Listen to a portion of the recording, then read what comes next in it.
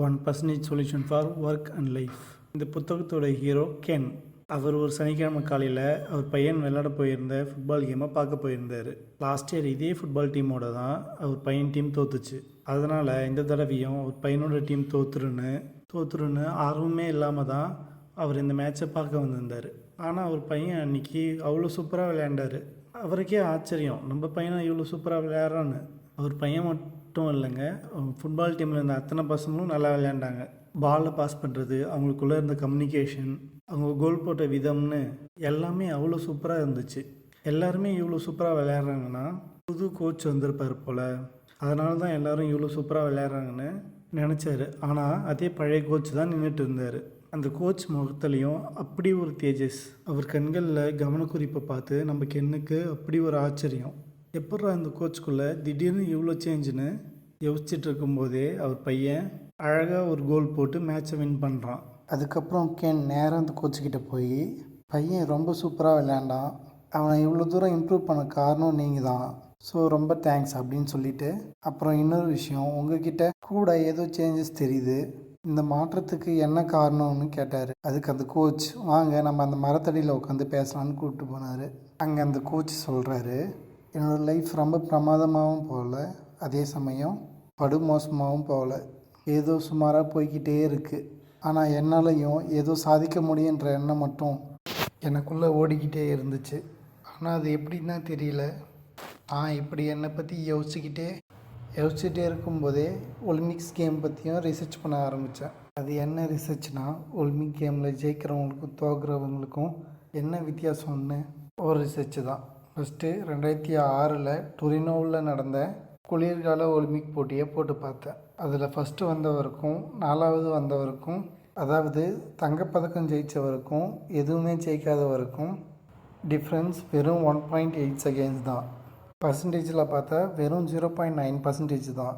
நான் உடனே அந்த போட்டி மட்டும் இல்லாமல் ஒலிம்பிக்ஸில் நடக்கிற ஓட்டப் போட்டிகள், நீச்சல் போட்டி, தடகள போட்டி, பளு தூக்கு போட்டின்னு எல்லா கேம்ஸையும் ஆராய்ச்சி பண்ணி பார்த்தேன். அதில் ஜெயித்தவங்களுக்கும் தோற்றவங்களுக்கும் இடையில் இருந்தது வெறும் 1% தான். சில கேம்ஸில் அது 1%க்கும் அதிகமாக இருக்கும், சில கேம்ஸில் 1%க்கு கம்மியாகவும் இருக்கும். ஆனால் ஆவரேஜாக 1% தான்.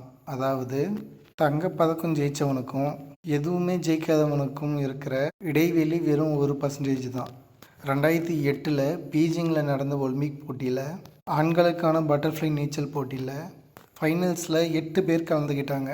அதில் மைக்கேல் பிளப்ஸ் என்றவர் ஃபஸ்ட்டு 50 மீட்டர் தூரம் வரைக்கும் 7வதாக தான் வந்துட்டு இருந்தார். ஆனால் அடுத்த 50 மீட்டருக்குள்ளே தனக்கு முன்னாடியே நீந்திக்கிட்டு இருந்த 5 பேரை முந்தி செகண்டாக வந்துட்டு இருந்தார்.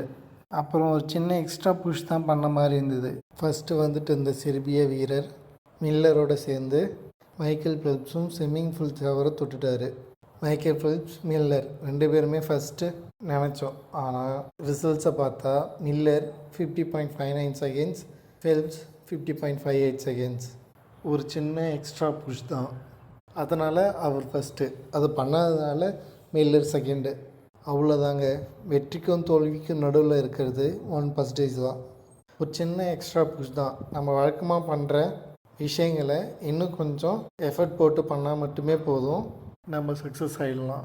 அதுக்கு கென் கேட்டார், அதெல்லாம் சரி தான், டேட்டாஸ்லாம் ஒலிம்பிக்கு ஒர்க் ஆகும், நீயே லோக்கல் ஸ்கூலில் கோச், இந்த 1% வச்சுக்கிட்டு நம்ம அது மாதிரி ஆகிட முடியுமான்னு கேட்டாராம். அதுக்கு கோச் சொன்னார், நம்ம அவங்கள மாதிரி ஆக வேண்டாம், நாம் நேற்று இருந்ததை விட இன்றைக்கி 1% முன்னேற்றம் நினைக்கணும், அடுத்த 1% இப்படின்னு இப்படி 1% முன்னேறினாலே நம்ம வளர்ச்சி எங்கேயோ போய்டும்னு அந்த கோச் சொன்னாராம். நான் இதை கண்டுபிடிச்சதும் என்னோடய ஃப்ரெண்டுக்கிட்டே சொன்னேன், இதையே இப்போ தான் கண்டுபிடிக்கிறியா, இதை ஆல்ரெடி எப்படி லைஃப்பில் இம்ப்ளிமெண்ட் பண்ணலான்னு ஒரு டீமே இருக்குதுன்னு சொன்னான். எனக்கு ரொம்ப ஆச்சரியமாக போச்சு. என் ஃப்ரெண்டு அந்த டீம்கிட்ட கூட்டிகிட்டு போனான். அவங்க சொன்ன இன்புட்ஸ்லாம் நான் ஃபாலோ பண்ணதால தான் இந்த வளர்ச்சின்னு கோச் சொன்னாராம். கென், நீங்கள் ஆசைப்பட்டால் உங்களையும் அந்த டீம்கிட்ட கொண்டு போகிறேன் அப்படின்னு சொன்னாராம். அதுக்கப்புறம் கென்னை அந்த கோச் கூட்டிகிட்டு போகிறாரு. அந்த டீமில் ஃபுட்பால் கோச், ஒரு பெரிய கம்பெனியோட சேல்ஸ் டீம் மேனேஜர், ஒரு ஃபிசிக்ஸ் ப்ரொஃபஸர், ஒரு சைக்காலஜிஸ்ட், ஒரு பிஸ்னஸ்மேன், ஒரு ஒலிம்பிக் அத்லெட்டு, 6 பேர் இருந்தாங்களாம். பிறகு இந்த 6 பேரையும் கென் தனித்தனியாக மீட் பண்ணுறாரு. அவங்க சொல்கிற விஷயங்களை அழகாக நோட் பண்ணி கென்னும் தன் வாழ்க்கையில் சக்ஸஸ் ஆகணுன்னு இந்த 1% சொல்யூஷனோட புக்கில் சொல்லியிருக்கிற விஷயங்கள். எந்த புத்தகமுமே நம்ம படித்தா மட்டும் போதாது, அதில் சொல்லியிருக்கிற விஷயங்களை ப்ராக்டிக்கலாக இம்ப்ளிமெண்ட் பண்ணி பார்க்கணும்.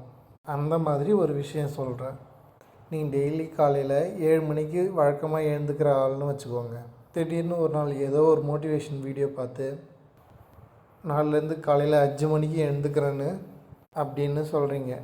ஆனால் மறுநாள் காலையில் 5 மணிக்கு எழுந்துக்க முடியுமா? அப்படியே எழுந்திரிச்சிருந்தாலும் ஒரு 3 நாள் ஃபாலோ பண்ணுவீங்க, அப்புறம் திரும்ப 7 மணிக்கு அதுதான். இப்போது நம்ம இந்த இடத்துல தான் 1% சொல்யூஷனை அப்ளை பண்ணி பார்க்கணும். நீங்கள் வழக்கமாக 7 மணிக்கு எழுந்துக்கிற ஆள் 1% சொல்யூஷன் படி 4லேருந்து 6:50க்கு எழுந்துக்கணும். உங்கள் மனசும் அப்போ 5 மணிலாம் இல்லை, 10 நிமிஷம் முன்னாடி தானே இயர்லியாக எழுந்துக்க சொல்கிறான், எழுந்துச்சா போச்சுன்னு மனசு குஷி ஆகிடும். 3-4 நாள் ஃபாலோ பண்ண பிறகு நீங்கள் யூஸ்வலாக 6:50க்கு எழுந்துக்கிற ஆளாக மாறிடுவீங்க. கொஞ்ச நாள் கழித்து திரும்பவும் 1% சொல்யூஷன் 6:40, 6:30, 6:20, 6:10ன்னு மாற்றுங்க. இப்படி நீங்கள் ஒரு பர்சன்டேஜாக முன்னேறினா கூட போதும். 45 நாட்கள்லேயே அலாரம் அடிக்கலைனா கூட 5 மணிக்கு எழுந்துக்கிற ஆளாக மாறிடுவீங்க. மேலும் பல வெற்றி பெற்ற மனிதர்களுடைய success stories, start up stories, book reviews இதையெல்லாம் தொடர்ந்து இந்த சேனலில் பாருங்கள். தேங்க்ஸ் ஃபார் வாட்சிங்.